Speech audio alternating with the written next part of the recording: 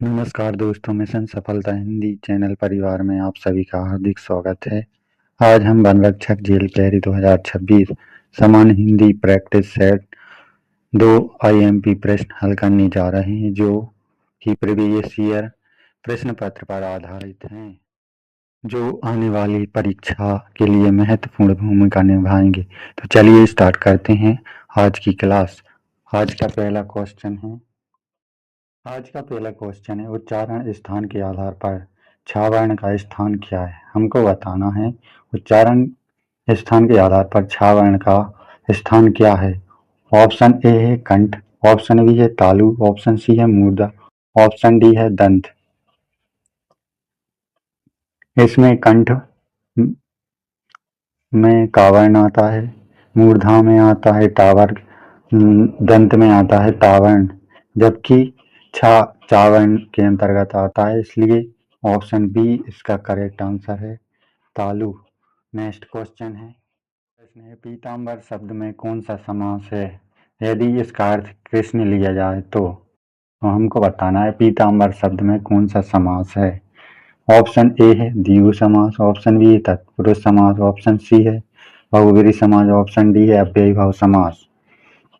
तो पीताम्बर जिसका अर्थ होता है पीला है अंबर, वस्त्र अर्थात श्री कृष्ण, इसलिए सी बहुव्रीहि समास इसका सही आंसर है। ऑप्शन सी इसका करेक्ट आंसर है। नेक्स्ट क्वेश्चन है नंबर पंकज शब्द निम्नलिखित में से किस श्रेणी का है। ऑप्शन ए है ऋण शब्द, ऑप्शन बी यौगिक शब्द, ऑप्शन सी योगऋण शब्द, ऑप्शन डी विदेशी। तो पंकज जिसका अर्थ होता है कीचड़ में जन्म लेने वाला अर्थात कमल, तो यह एक योगऋण शब्द है, इसलिए ऑप्शन सी इसका करेक्ट आंसर है। योगऋण का मतलब होता है जो बहुव्रीहि समास अर्थात इसमें कोई पद प्रधान नहीं होता, यह तीसरे पद की विशेषता बताता है।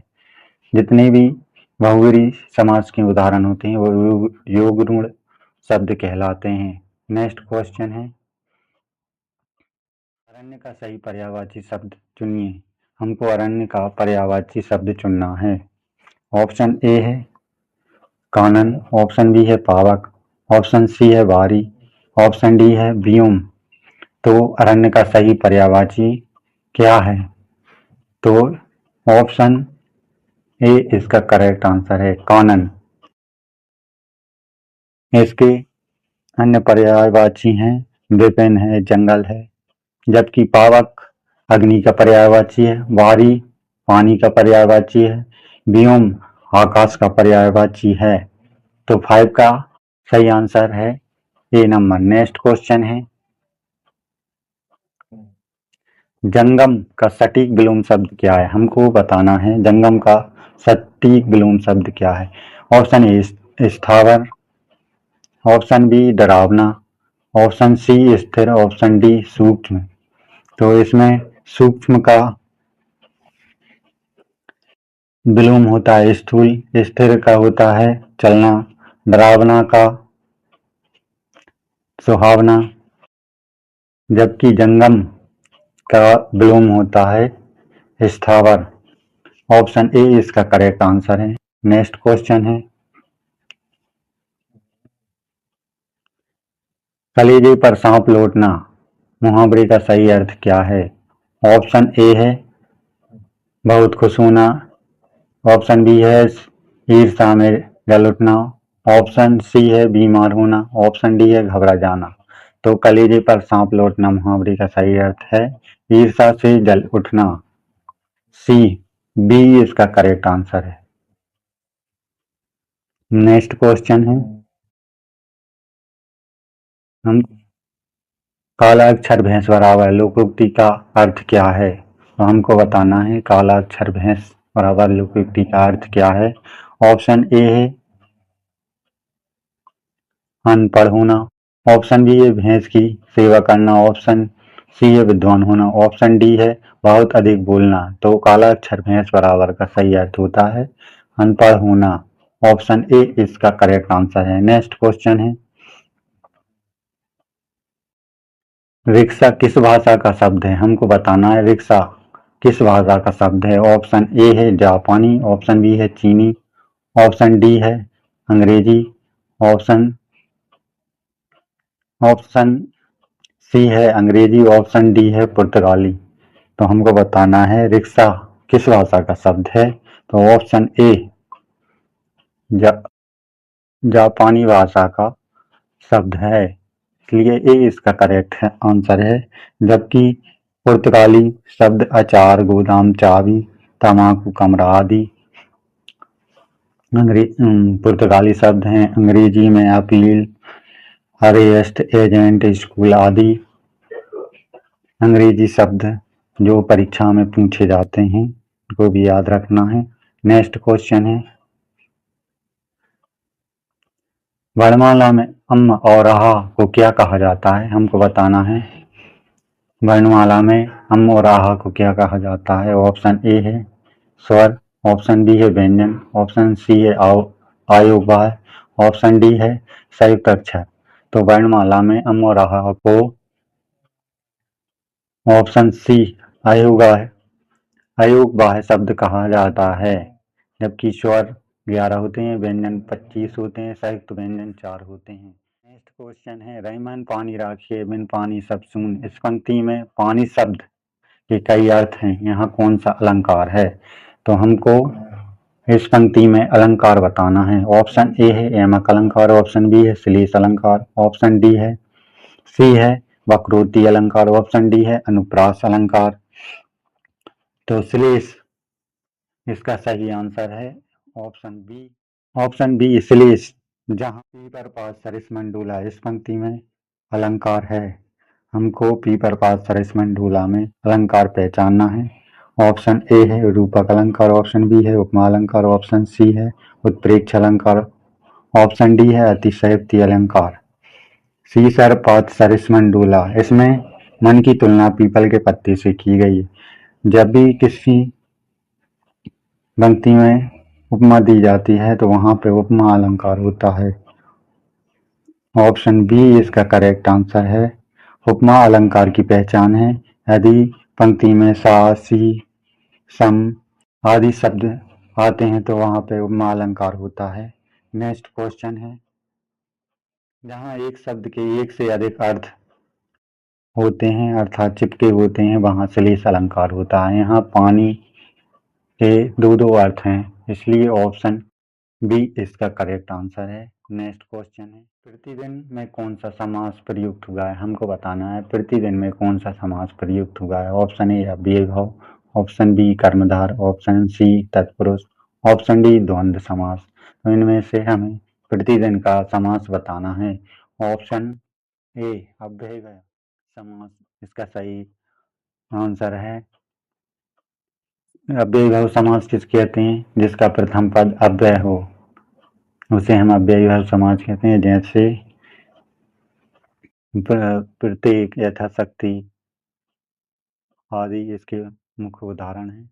नेक्स्ट क्वेश्चन, प्रश्न नंबर 13, आलोक का सही विलोम शब्द क्या है? हमको आलोक का सही विलोम शब्द बताना है। ऑप्शन ए है अद्भुत, ऑप्शन बी है अंधकार, ऑप्शन सी है अज्ञात, ऑप्शन डी है रात्रि। तो हमको आलोक का सही विलोम पहचानना है। इसमें रात्रि का विलोम होता है दिन, अज्ञात का होता है ज्ञात, अद्भुत का होता है दो, जबकि आलोक का विलोम होता है अंधकार। ऑप्शन बी इसका करेक्ट आंसर है। नेक्स्ट क्वेश्चन, हाथी का पर्यायवाची शब्द नहीं है। हमको 4 शब्द दिए गए हैं, इसमें से हाथी का पर्यायवाची जो कि नहीं है उसे हमको पहचानना है।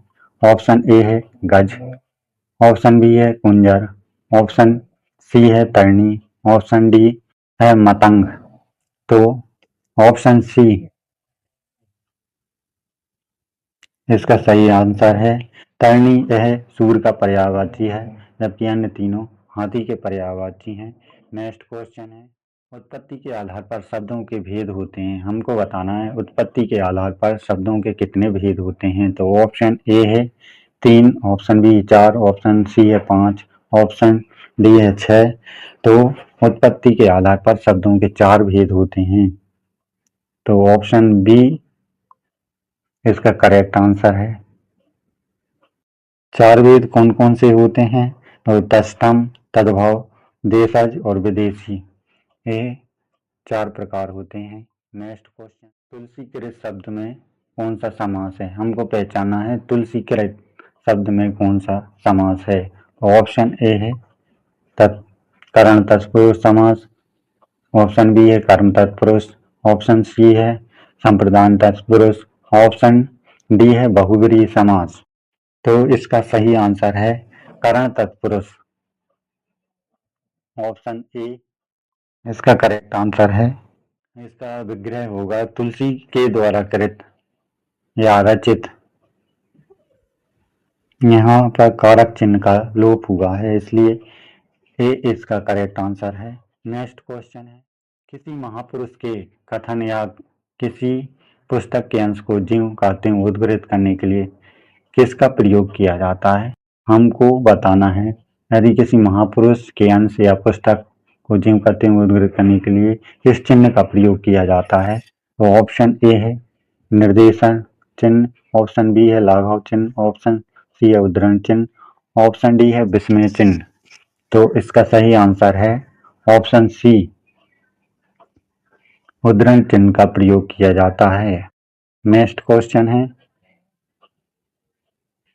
लिखते समय यदि शब्द क्या हो जाए छूट जाए तो दर्शाने के लिए किस चिन्ह का प्रयोग करते हैं? हमको बताना है लिखते समय यदि कोई शब्द छूट जाए तो उसके स्थान पर हम किस चिन्ह का प्रयोग करते हैं। तो नेक्स्ट ऑप्शन ए है त्रुटिबोधक अंशपद, ऑप्शन बी है रेखांकन, ऑप्शन सी है लाघव, ऑप्शन डी है लोप चिन्ह। तो हम उसके स्थान पर त्रुटिबोधक या हंस पद का प्रयोग करते हैं जिसका सिंबल ए होता है। नेक्स्ट क्वेश्चन है 19 क्वेश्चन, आज शायद आज वर्षा हो, यह वाक्य किस काल का उदाहरण है? तो हमको इसमें काल पहचानना है। ऑप्शन ए है सामान्य भविष्यत, ऑप्शन बी है संभाव्य भविष्यत, ऑप्शन सी है हेतु हेतु भविष्यत, ऑप्शन डी है संदिग्ध वर्तमान। तो इस वाक्य में हमको आने वाले समय की क्रिया के होने की संभावना हो रही है, इसलिए बी इसका करेक्ट आंसर है, संभाव्य भविष्यत। नेक्स्ट क्वेश्चन है आज का अंतिम लास्ट क्वेश्चन। तो प्रश्न है, यदि तुम पढ़ते तो पास हो जाते, यह किस काल का बोध कराता है? तो ऑप्शन ए है हेतु हेतु मध्य भूतकाल, ऑप्शन बी है हेतु हेतु मध्य भविष्यत काल, ऑप्शन सी है संदिग्ध भूतकाल, ऑप्शन डी है सामान्य भूतकाल। तो इसका सही आंसर होगा हेतु हेतु भूतकाल, ऑप्शन ए इसका करेक्ट आंसर है। तो दोस्तों ये थे 20 IMP प्रश्न जो पिछले प्रश्न पर आधारित थे। यदि आप किसी